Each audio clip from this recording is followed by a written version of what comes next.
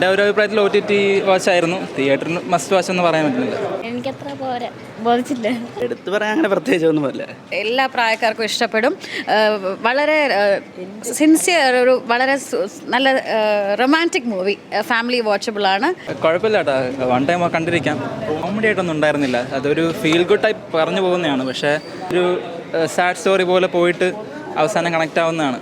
കുഴപ്പമില്ല. ഇതൊരു ആന്തോളജി പോലെ പോകുന്ന 4 ഡിഫറെൻറ്റ് കഥ പോകുന്നതാണ്. അത് പിന്നെ അവസാനം ഒരു എൻഡിൽ കൊണ്ട് എത്തിക്കുന്നതാണ്.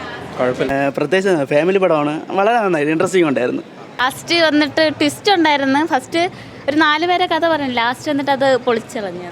ബിജുമേനൻ നല്ല പെർഫോമൻസ് അല്ലാതെ എനിക്കിഷ്ടപ്പെട്ടു.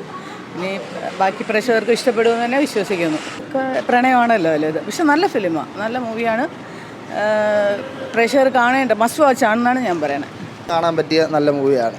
എടുത്തു പറയാൻ ലാസ്റ്റുള്ള ട്വിസ്റ്റാണ് നന്നായിട്ടുണ്ട്. എല്ലാം സൂപ്പറായിട്ടുണ്ട്, അടിപൊളി. നല്ല ഡയറക്ഷൻ ഓൾസോ. നമുക്ക് ആ ഒരു ഫുൾ ത്രൂ ഔട്ട് നമുക്ക് ഒട്ടുമേ ബോറടിക്കാതെ കഥ പോകുന്നുണ്ട്. ഇങ്ങനെ വരുന്നു പ്രതീക്ഷിച്ചില്ല. വളരെ എൻഡിങ് ക്ലൈമാക്സ് വളരെ എല്ലാ ആക്ടേഴ്സും നല്ലത്, ഡയറക്ഷനും വളരെ നല്ലത്.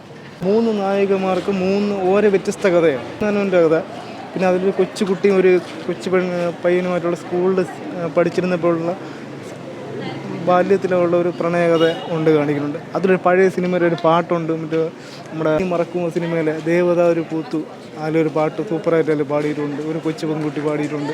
ആ പാട്ട് അതിൽ ഹിറ്റാണ്. ആ പഴയ സിനിമയിലെ ആ പാട്ട് അതിൽ പാടിയ പിന്നെ പാട്ട് ഹിറ്റാണ്. പിന്നെ കുട്ടനാടൻ പശ്ചാത്തലത്തിലുള്ള എല്ലാ സംഭവവും ചെയ്തിട്ടുണ്ട്.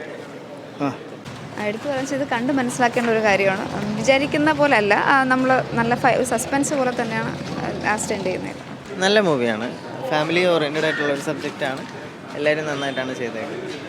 അത് ടോട്ടലി അങ്ങനെയാണ് പോകുന്നത്. ഇല്ല, നല്ലൊരു സബ്ജക്റ്റാണ്.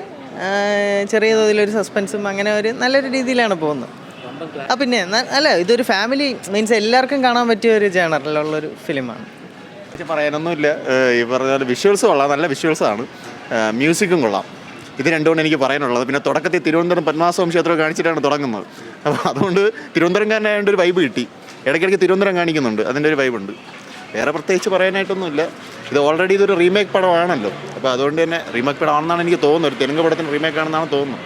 അപ്പോൾ അതുകൊണ്ട് ഓൾറെഡി കണ്ടിട്ടുള്ള സിനിമ ആയതുകൊണ്ട് അത് ഇതൊരു കമ്പയർ ചെയ്യാൻ നമ്മുടെ മനസ്സെപ്പോഴും തോന്നിക്കും. അതിൻ്റെ പ്രശ്നം മാത്രമേ ഉള്ളൂ.